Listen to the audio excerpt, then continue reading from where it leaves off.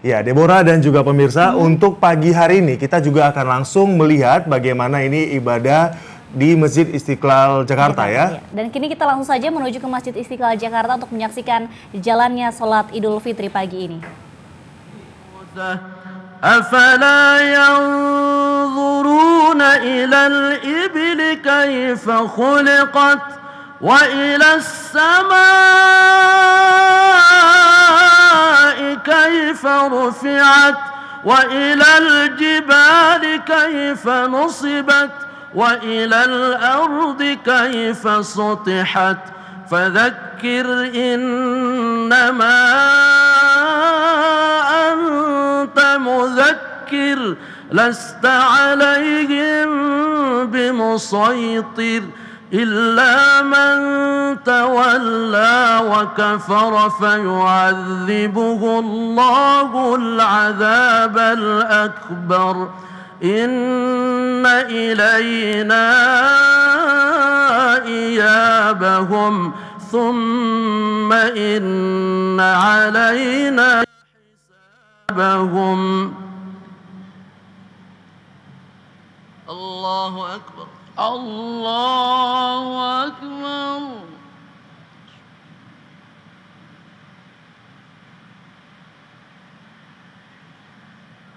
سمع الله لمن حمده ربنا ولك الحمد الله أكبر الله أكبر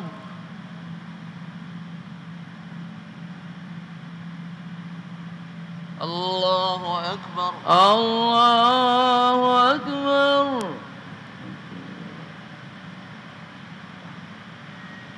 الله أكبر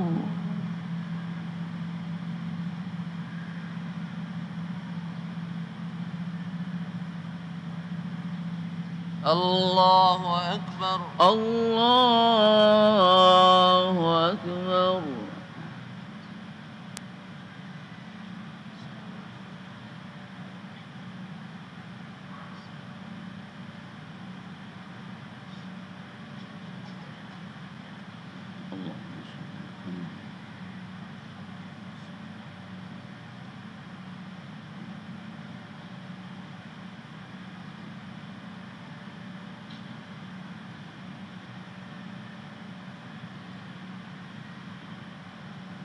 السلام عليكم ورحمة الله السلام عليكم ورحمة الله السلام عليكم ورحمة الله السلام عليكم ورحمة الله.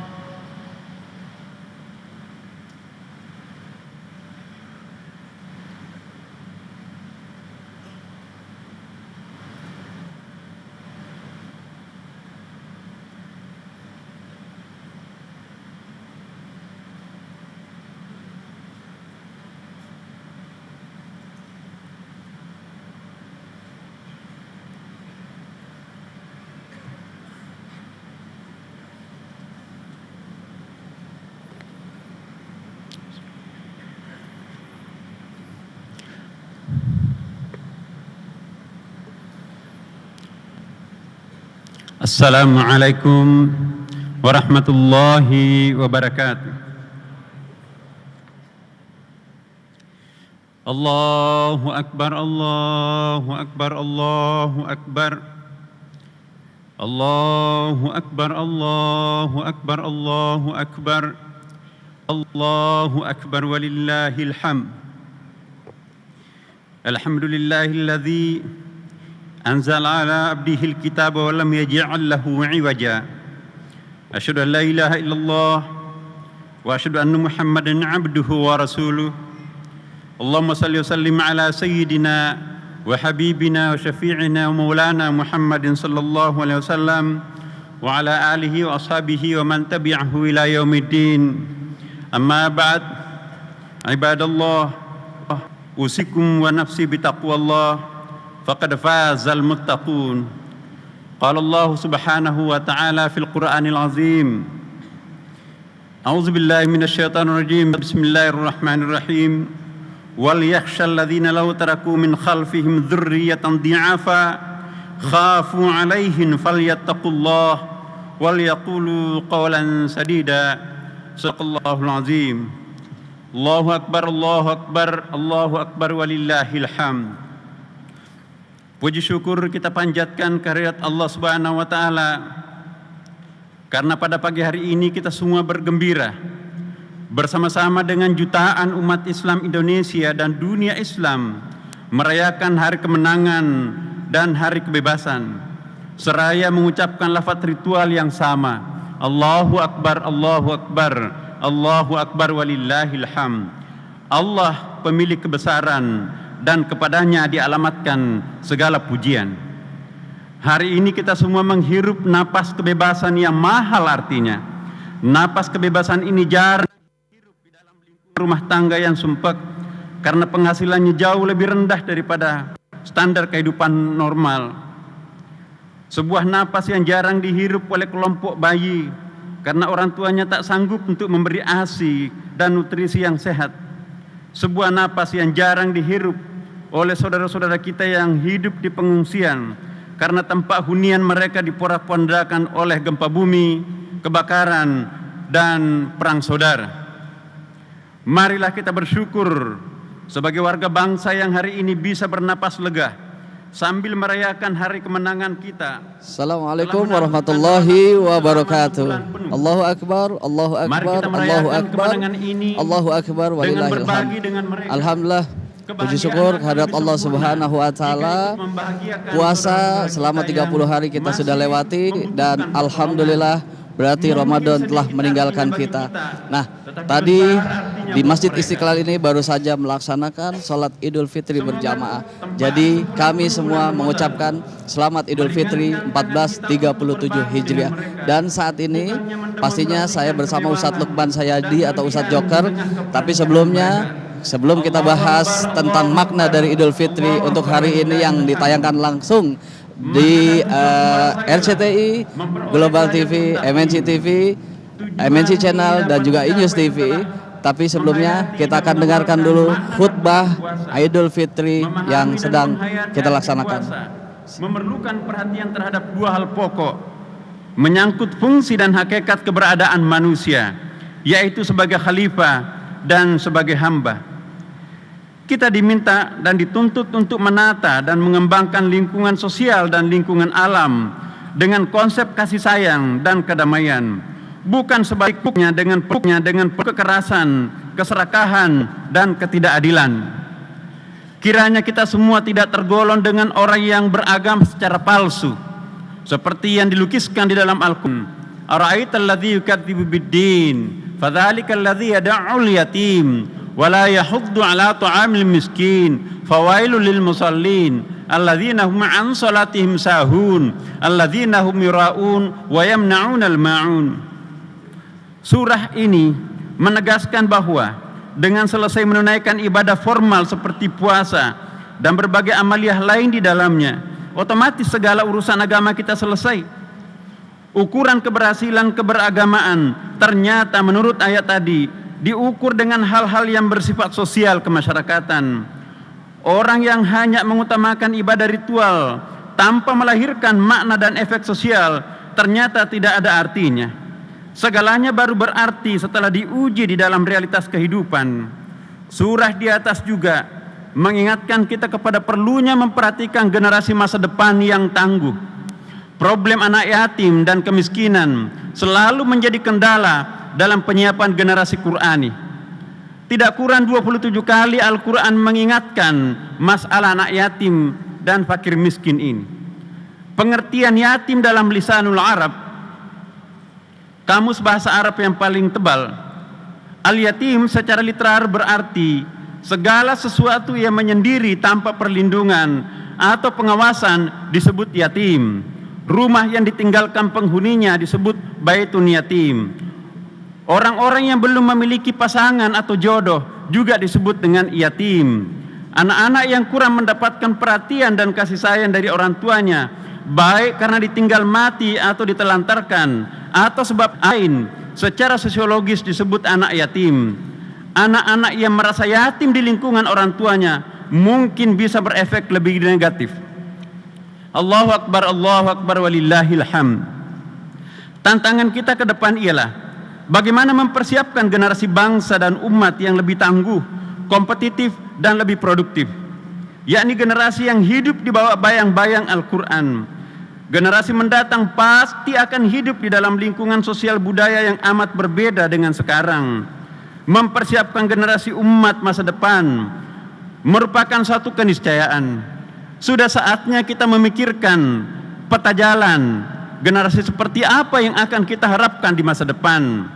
Dunia pendidikan seperti apa yang harus kita persiapkan, dan bagaimana mengajarkan agama-agama atau bagaimana mengajarkan agama secara efektif generasi masa depan. Ada 3 faktor yang menjadi di area of concern kita di dalam mempersiapkan generasi Qurani di masa depan, yaitu lingkungan keluarga, lingkungan sekolah atau kampus, dan lingkungan masyarakat. Lingkungan keluarga adalah madrasah paling awal untuk melahirkan generasi Qurani. Sulit bayangkan anak-anak saleh atau salehat akan hadir dari sebuah rumah tangga yang kering dengan nilai-nilai spiritual. Sesibuk apapun orang tua, pasti harus punya waktu untuk mengasuh dan mendidik anaknya secara intensif. Jangan biarkan anak-anak kita lebih merupakan anak pembantu atau babysitter ketimbang anak kita sendiri. Dan jangan biarkan anak-anak kita merasa yatim di tengah kehadiran orang tuanya sendiri. Allah Subhanahu wa taala menegaskan perlunya sentuhan langsung orang tua kandung selama 2 tahun pertama yang diistilahkan dalam Al-Quran wa fisaluhu fi amaini. Ayat ini sesuai dengan rekomendasi para ahli psikologi anak. Yang paling penting di antara fase perkembangan anak ialah fase ketiga, yaitu phallic stage. Karena fase ini terjadi proses pembentukan identitas diri sangat efektif merekam lingkungan sosial, termasuk bahasa. Fase ini menurut Freud terjadi penyusunan 3 struktur kepribadian, yaitu nafsu, rasio atau ego, dan moral spiritual atau superego. Kalau suatu di antara ketiga unsur tersebut lebih dominan, maka pribadi anak akan mengalami masalah. Jika struktur id-nya lebih menonjol, maka anak cenderung hedonistik. Sebaliknya, jika superegonya lebih menonjol, maka anak sulit untuk mengalami perkembangan karena selalu dibayangi rasa takut dan lebih banyak berhadapan dengan dirinya sendiri.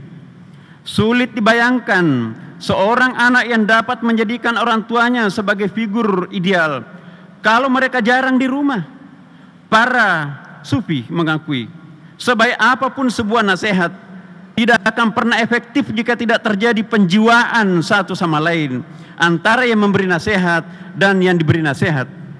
Mereka mengingatkan kepada kita, kullu ma kharaja minal qalb waqa'a fil qalb.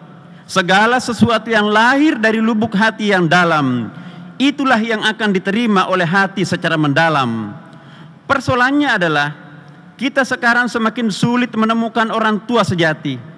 Bagaimana mungkin anak-anak mendengar nasihat orang tuanya jika nasihat itu lahir dari pribadi yang tidak utuh atau munafik? Tidak sedikit orang tua menggunakan jubah malaikat di hadapan anak-anak dan keluarganya, tetapi iblis besar di luar rumah. Anak-anak adalah wali karena masih bersih dari dosa. Mereka mampu membedakan antara suara-suara sejati dan suara-suara palsu. Sebagai orang tua, jangan hanya menjadi orang tua biologis, tetapi tidak sanggup menjadi orang tua spiritual. Jangan hanya mampu melahirkan anak-anak biologis, tetapi tidak sanggup menjadikannya sebagai anak-anak spiritual. Sebagai orang tua yang baik, tidak selayaknya mempertontonkan pertengkaran dan kekerasan di hadapan anak. Orang tua tidak boleh terlalu egois. Hanya persoalan kecil terus diselesaikan dengan jalur perceraian. Dalam dekade terakhir ini sangat memprihatinkan. Data yang bersumber dari kantor peradilan agama menyatakan rata-rata perkawinan setiap tahun berjumlah 2 juta pasang, tetapi perceraian setiap tahun rata-rata 12%. Jadi lebih dari 200.000 pasang setiap tahun perceraian. Sekitar 3/4 perceraian itu adalah cerai gugat, yaitu istri yang menceraikan suami. Yang lebih memprihatinkan ialah 80% dari perceraian itu adalah pasangan usia rumah tangga muda, yakni 5 tahun pertama. Ini akan menyumbang problem sosial lebih rumit karena anak-anak mereka masih kecil-kecil dan tentu tak kalah rumitnya populasi janda muda terus meningkat dari tahun ke tahun. Jika terjadi perceraian, maka pasti akan terjadi orang miskin baru di dalam masyarakat, yaitu anak-anak dan perempuan. Anak-anak tidak memiliki daya, sementara ibunya juga tidak memiliki kekuatan, karena biasanya surat-surat berharga termasuk slip penggajian seperti sertifikat, STNK kendaraan dan lain-lain hampir semua atas nama suami atau mantan suami. Yang kedua, lingkungan sekolah atau kampus. Sekolah atau kampus memegang peran penting dalam penyiapan generasi Qur'ani. Bukan saja perannya sebagai tempat untuk mencari ilmu, tetapi juga sarana untuk menggodok pribadi yang tangguh, memumpahkan semangat intelektual spiritual yang komprehensif.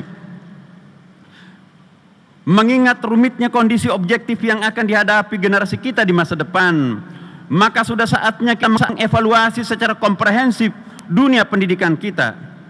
Dunia pendidikan kita sekarang cenderung stagnan, tidak lagi menjanjikan martabat kemanusiaan yang utama. Kaedah-kaedah moral cenderung diabaikan. Tingginya jenjang pendidikan seseorang tidak berbanding lurus dengan moral spiritual yang dimilikinya. Seringkali kita menyaksikan orang pintar tetapi perilakunya sangat memalukan. Selama ini memang ada kecenderungan ontologi keilmuan yang terlalu berorientasi kepada kecerdasan otak dan sangat kurang menyentuh hati dan kalbu peserta didik. Dalam pandangan Islam, setiap orang tidak hanya membutuhkan ilmu tetapi juga ma'rifah. Ilmu adalah pengetahuan yang diperoleh melalui olah nalar, sedangkan ma'rifah adalah pengetahuan yang diperoleh melalui olah batin. Ilmu tanpa ma'rifah tidak menjamin seseorang untuk menjadi manusia sejati, insan kamil. Integrasi antara ilmu dan ma'rifah inilah yang mampu memanusiakan manusia. Disinilah rahasianya mengapa Allah Subhanahu wa taala menurunkan ayat pertamanya dengan Iqra bismi rabbik. Bacalah dengan membaca nama Tuhanmu. Iqra adalah simbol ilmu pengetahuan dan bismi rabbik adalah simbol ma'rifah. Kombinasi kedua unsur inilah nanti yang bisa melahirkan generasi Qur'ani. Konsep pendidikan yang utuh diperkenalkan di dalam Quran. Kama arsalna fikum rasulam minkum wa yudzakikum wa yu'allimukumul kitaba wa yu'allimukum ma lam takunu ta'lamun. Ayat di atas Allah Subhanahu wa taala mengedepankan proses penyucian diri, tazkiyatun nafs, sebelum proses pendidikan atau ta'lim. Dunia pendidikan tidak boleh hanya menargetkan pencapaian ilmu tetapi harus sampai kepada pencapaian ma'rifah. Untuk sampai ke tingkat ini diperlukan hubungan batin antara para peserta didik. Dunia pendidikan seperti ini sesungguhnya banyak diakomodir di pondok-pondok pesantren. Hubungan antara guru dan murid dalam tradisi pesantren amat dekat, seperti sering diungkapkan, al-ustazu amamal murid kan nabiyya amamas sahabah. Guru di depan murid bagaikan sahabat, bagaikan nabi di depan sahabat. Mempersiapkan generasi Qur'ani masa depan, sudah saatnya kita mengembalikan tradisi keilmuan Islam yang menghargai bahkan menjunjung tinggi moral keilmuan. Dalam Islam, bukan ilmu untuk ilmu, tetapi ilmu untuk meningkatkan martabat kemanusiaan. Ilmu untuk mendekatkan diri kita kepada Allah Subhanahu wa taala.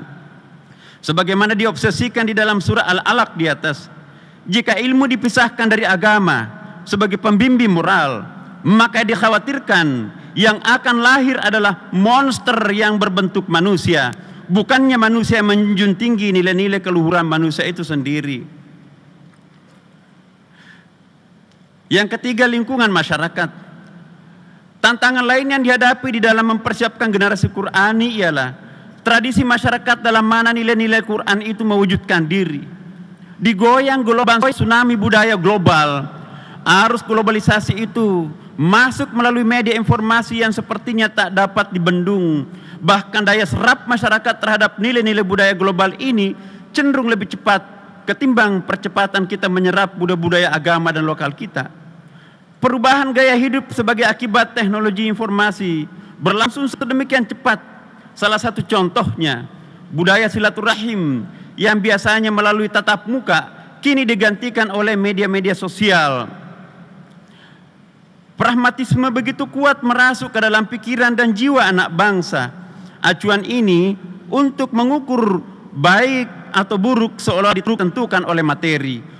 Bukan yang lebih memprihatinkan, bahkan yang lebih memprihatinkan ialah nilai-nilai benar atau salah yang selama ini menjadi otoritas agama dan nilai-nilai luhur budaya kini cenderung digeser dan digantikan oleh pertimbangan pragmatisme dan kepentingan sesaat. Atas nama reformasi, karakter dan identitas bangsa dikaburkan. Atas nama demokrasi, kesantunan publik ditabrak.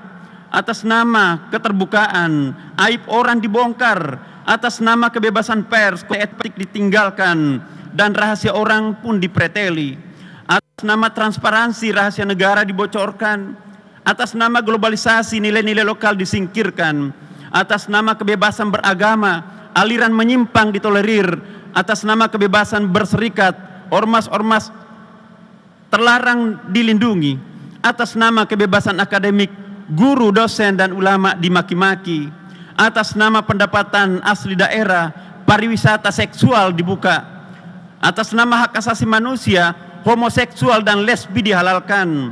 Atas nama kesetaraan gender, Al-Quran dan hadis digugat. Atas nama pelestarian nilai luhur budaya, khurafat dan sinkretisme dilestarikan. Atas nama dalil agama, bom bunuh diri dihalalkan. Atas nama pemurnian agama, kearifan lokal dibid'ahkan. Dan atas nama mazhab, orang lain dikafirkan. Dan atas nama kepentingan politik, kebohongan publik ditolerir. Budaya politik dan etika bisnis yang berkembang di dalam masyarakat kita juga cenderung terperosok ke dalam dekapan kapitalis, kapitrat, dan teknokrat yang lahir dari rahim-rahim pragmatisme tanpa martabat dan idealisme.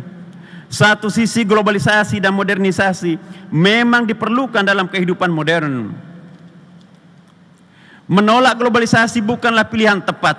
Karena itu, bisa berarti menghambat kemajuan ilmu pengetahuan dan teknologi. Apalagi saat sekarang ini. Namun kita perlu lebih cerdas dan selektif menjaring dan menyaring budaya globalisasi ini. Kemajuan teknologi informasi dan komunikasi harus dapat dimanfaatkan sebagai pelestari dan pengembang nilai-nilai agama dan budaya lokal. Hal lain yang perlu dicermati ialah masyarakat sepertinya kehilangan mimbar sejati untuk menyampaikan gagasannya secara efektif. Mungkin satu-satunya mimbar yang bisa menyuarakan isi hati mereka secara objektif ialah mimbar-mimbar rumah-rumah ibadah seperti mimbar kita di sini. Masjid harus selalu steril dari berbagai kepentingan politik berjangka pendek adalah oase spiritual untuk memberikan kesegaran kepada siapapun tanpa memilah warna-warni politik jamaahnya. Jika generasi Qur'ani ingin kita wujudkan, maka tidak ada cara lain. Sistem kemasyarakatan kita perlu dibenahi. Masyarakat yang cuek dan gampang memaafkan permissiveness seperti yang mengejala di kota-kota besar bukanlah kondisi ideal untuk melahirkan generasi Qur'ani. Sudah saatnya semua pihak tanpa menunjuk siapa yang salah dan siapa yang harus bertanggung jawab untuk bersama-sama memikul amanah besar ini demi untuk generasi masa depan kita yang tercinta. Sudah saatnya kita merenungkan bersama peringatan Allah Subhanahu wa taala, wal yakhshal ladzina law taraku min khalfihim dzurriyyatan dhi'afa ila ayat. Hendaklah takut kepada Allah orang-orang yang seandainya meninggalkan di belakang mereka yang lemah, yang mereka khawatir terhadap. Oleh sebab itu, hendaklah mereka bertakwa kepada Allah dan hendaklah mereka itu mengucapkan perkataan yang benar. Hadirin yang saya muliakan, untuk itu semuanya Mari kita berdoa semuanya Bapak Ibu sekalian. Ya Allah, ya Tuhan kami, baru saja hamba-Mu menunaikan amaliyah Ramadannya sebulan penuh. Kami semua telah berupaya memelihara kualitas puasa kami sebagaimana puasa yang Engkau idealkan. Tetapi terkadang kami berhadapan dengan persoalan yang berhubungan dengan kelemahan kami sebagai manusia biasa. Ya Allah, ya Tuhan kami, ajarilah hamba-Mu agar bukan hanya pandai mensyukuri nikmat-Mu, tetapi juga pandai bersabar menerima berbagai cobaan-Mu. Bukan hanya mampu bersikap ikhlas, tetapi juga mampu bersikap istiqamah dalam menjalani fluktuasi kehidupan ini. Bukan hanya bisa bersikap kritis, tetapi juga bisa bersikap santun. Bukan hanya berani menyatakan kebenaran, tetapi juga tetapi takut melakukan pelanggaran. Bukan hanya pandai melihat kelemahan orang lain, tetapi juga pandai melihat kelemahannya sendiri. Bukan hanya mampu berbicara banyak, tetapi juga mampu berbuat banyak. Bukan hanya mampu menjadi orang baik, tetapi juga mampu mempersiapkan generasi masa depan yang lebih baik. Ya Allah, ya Tawwab, ya Nasir, pada hari ini kami semua tertunduk malu di hadapan-Mu, karena di hadapan kami ada orang lemah membutuhkan bantuan, tidak kami bantu. Ada orang yang didalimi memohon perlindungan, tidak kami lindungi. Ada orang susah meminta pertolongan, tidak kami layani. Ada orang meminta maaf, tidak kami maafkan. Ada suguhan dosa dan maksiat, tidak kami tolak. Ada orang ingin mencurahkan perhatian, tidak kami layani. Ada haknya orang lain, tidak kami penuhi. Ada kewajiban terhadap-Mu ya Allah, tidak kami tunaikan. Ada orang yang berbuat baik, tidak kami berterima kasih kepadanya. Di dalam benak kami ada aib orang lain, tidak kami sembunyikan. Di dalam diri kami ada kebaikan orang lain, tidak kami hargai. Ya Allah, ya Rahman, ya Rahim, kami tidak bisa membayangkan nasib anak-anak dan keturunan kami kelak. Hanya Engkau lah yang Maha tahu seperti apa nasib mereka. Yang pasti mereka semua belum siap untuk kami tinggalkan. Mereka masih membutuhkan bimbingan kami. Sekiranya Engkau memanggil kami, izinkanlah kami menitipkan anak-anak dan cucu-cucu kami. Bimbinglah mereka untuk menjadi anak-anak yang saleh atau saleha, sebagaimana Engkau telah membimbing anak-anak saleh dan saleha lainnya. Lindungilah dari berbagai godaan dan musibah yang senantiasa mengintai mereka.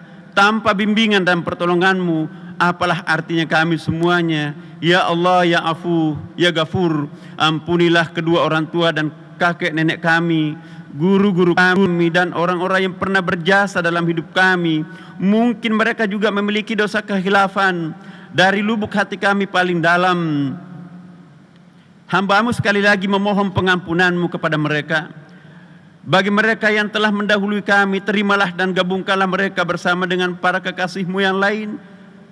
Bagi mereka yang masih hidup, semoga mereka semuanya husnul khatimah. Barakallahu li wa lakum fil Qur'anil azim, wa nafa'ani wa iyyakum minal ayati wa dzikril hakim, wa taqabbala minni wa minkum tilawatahu innahu huwas samiul basir.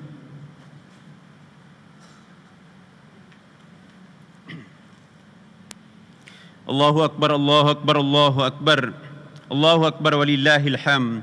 Alhamdulillahi rabbil alamin. Wassalatu wassalamu ala asyrafil anbiya'i wal mursalin sayyidina Muhammadin wa ala alihi wa sahbihi ajma'in. Asyhadu an la ilaha illallah wa asyhadu anna Muhammadan abduhu wa rasuluh. Allahumma salli wa sallim ala sayyidina habibina Muhammadin sallallahu alaihi wasallam wa ala alihi wa sahbihi ajma'in. Amma ba'd, fa ya ibadallah, usikum wa iyaya bitaqwallah faqad fazal muttaqun. Allahumma ighfir lil muslimina wal muslimat wal mu'minina wal mu'minat al ahya'i minkum wal amwat innaka sami'un qaribun mujibud da'awat bi rabbil alamin. Rabbana atina fid dunya hasanah wa fil akhirati hasanah wa qina adzabannar. Ibadallah, innallaha ya'muru bil 'adli wal ihsan wa ita'i dzil qurba wal yatama wal masakin wa yanha 'anil fahsya'i wal munkar wal baghi ya'idukum la'allakum tadhakkarun wa la dzikrullahi akbar wallahu ya'lamu ma tasna'un.